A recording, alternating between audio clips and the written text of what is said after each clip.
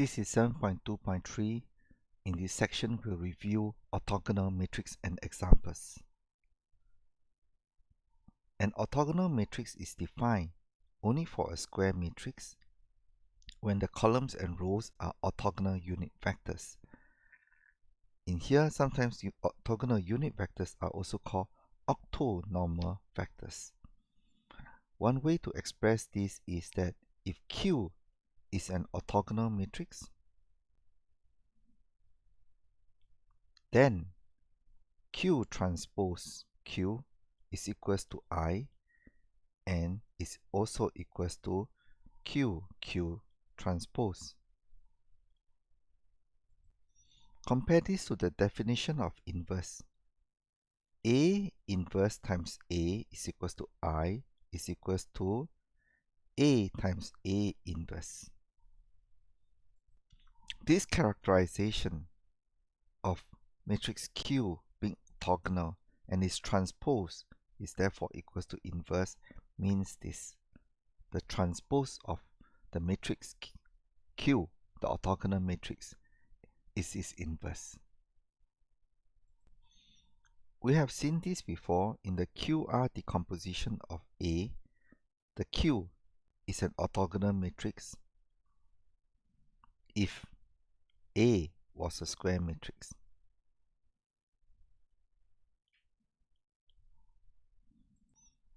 It is instructive to read MATLAB's QR factorization notes.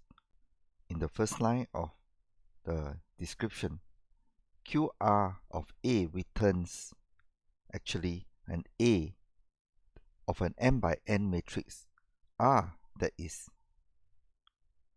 m by n upper triangle, and Q, interestingly, is an m by m unitary matrix. There are various other options where we can return an economical matrix of Q. That means it is not a square Q. But the default options of QR in MATLAB returns a square Q orthogonal matrix.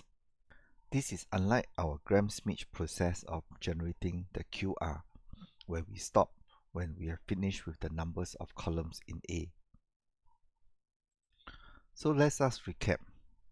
If we have an orthogonal matrix, and now we, instead of calling them Q, we now call it U, then U transpose is equals to I, U transpose U equals to I.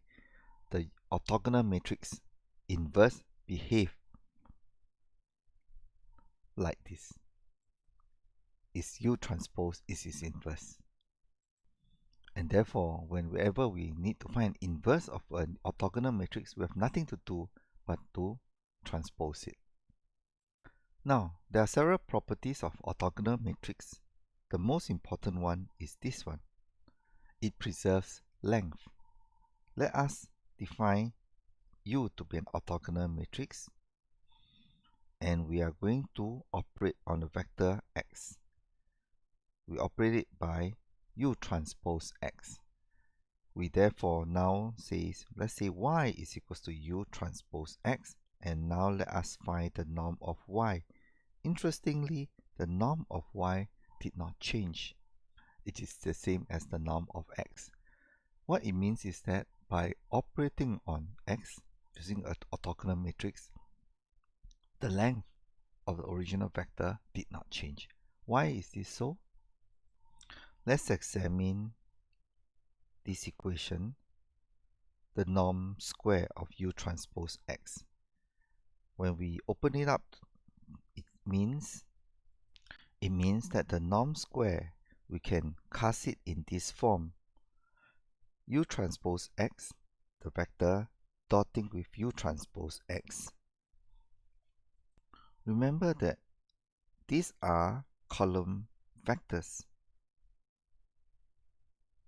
We can also cast the dot product as row vector multiplied with column vector, meaning X transpose U transpose transpose U transpose X. Since U transpose transpose is equals to U, therefore on the left hand side we have X transpose U, U transpose X.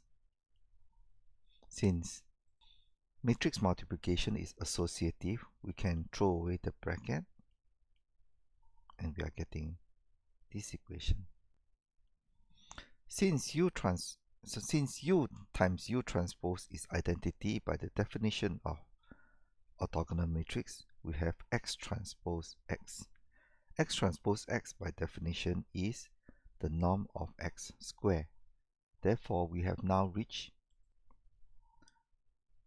the norm of X squared is the same as U transpose X norm square. We take square root on both sides, we get U transpose X norm is equals to norm of X as we desired. Here are the other properties of orthogonal matrix.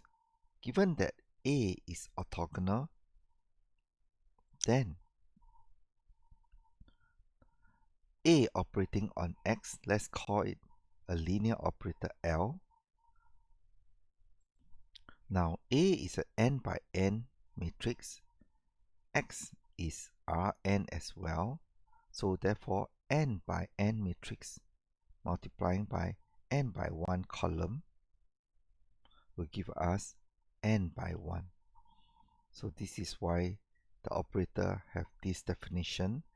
The operator L takes in Rn, which is x of x, and spit out Rn, which is, for example, equals to y, equals to ax. Now, when we have a linear operator defined as A, then the following are equivalent. The operator operating on x, that is ax, the norm is equals to x. That's what we have proved in the first example. The other examples are stated without proof. The operator ax dot product with ay is the same as x dot y. Notice that I write ax and ay to represent L bracket x and L bracket y, since this is the definition of L. The transformation also preserves the distance between points, that is, the distance between x minus y, the norm, is the same as norm of ax minus ay. Given this, we say that the operator L preserves the length of vectors and anchor between vectors that it has acted on. So these are the properties of an orthogonal matrix operating on a vector.